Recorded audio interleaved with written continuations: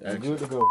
What's good? I am your girl, XRO, and we are here at XRO Studios out here in South Carolina. And I got this individual right here with me today, Moetown Lee. I am he, and he is I. All right, so you are responsible for many, like the birth of Atlanta sounds. Not responsible for it, but you have a hand in it. You put on some of the dopest events, One Music Fest in Atlanta. My favorite, the Cali Picnic. That's how we had Cali Picnic. So talk about how you got involved in that and just growing the South all the way from Los Angeles. By nature, I was a DJ. And so one time, one of the DJs, I think it was like a girl, K Sly, she was DJing, and I was like, Ciji, let me DJ. And she thought it was a joke. She was like, you can't really DJ. And I was like, I can't.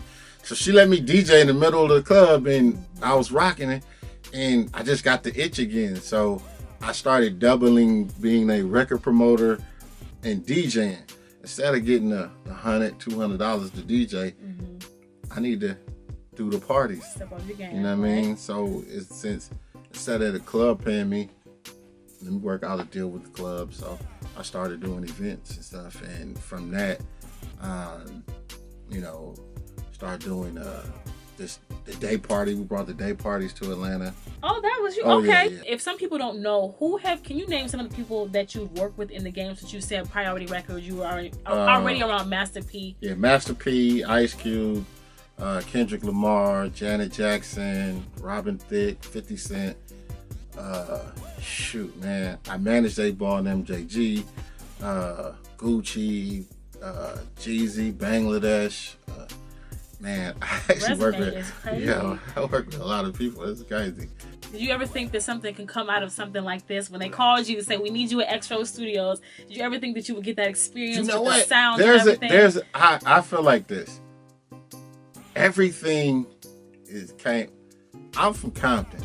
If you ask LA people back then, they'd be like, do you ever think Kendrick and Dr. Dre and all this shit, and DJ Quick and all of this stuff will come from my small city? Because my city is probably smaller than Aiken.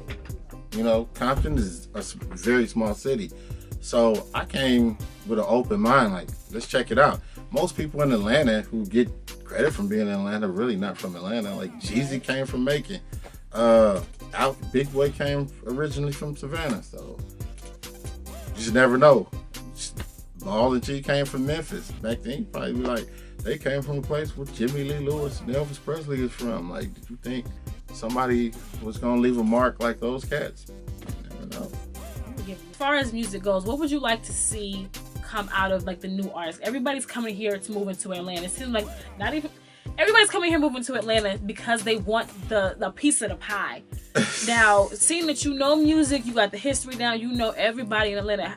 Can you give them some advice on how to evolve as an artist and what to come here and do or anything? Focus on being original, being themselves. Think about making music that is going to be timeless and last forever, not something that is going to play today. Because when you create a record like that, by the time it comes out, it's old. So if I create a record today based on what they listening to now, it's not going to come out till like 6 months later.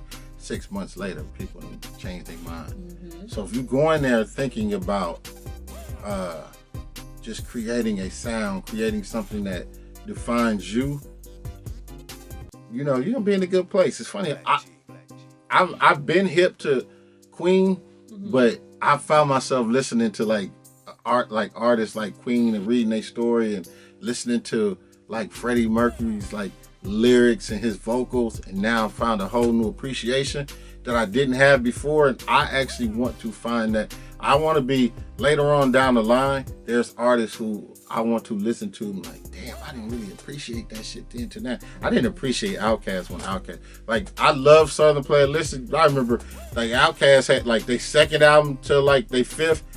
I was like, it's cool. I wasn't really rocking with it. My homeboy, like, he used to be like, man, Outkast is the shit. And I'm like, eh. Then later, one day, I think we rode to Nashville from Atlanta, and all this nigga had in his car was Outkast. So I had to listen to Outkast. And I was like, oh, I was tripping. Like, the Outkast is the motherfucker. Like, Outkast is the shit.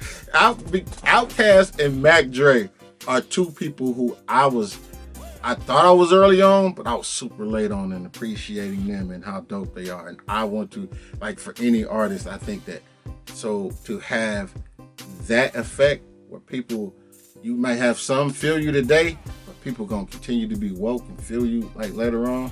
To have that effect, that's just an incredible, effect on people in music. XRO.